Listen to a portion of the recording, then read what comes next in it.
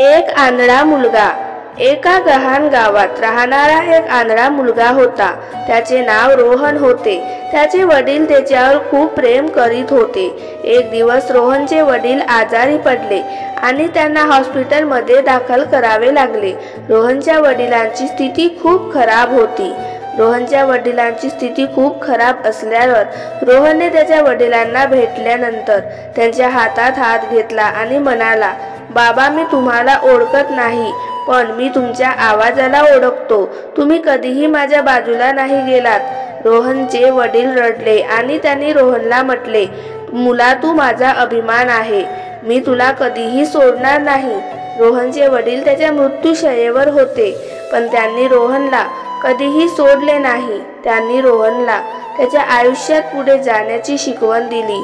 रोहनचे वडील त्याच्या मृत्यूनंतरही त्याच्या हृदयामध्ये राहतात। ह्या कथेचा संदेश असा आहे की प्रेम हे केवळ जीवनातच नाही तर मृत्यूनंतरही टिकून राहते।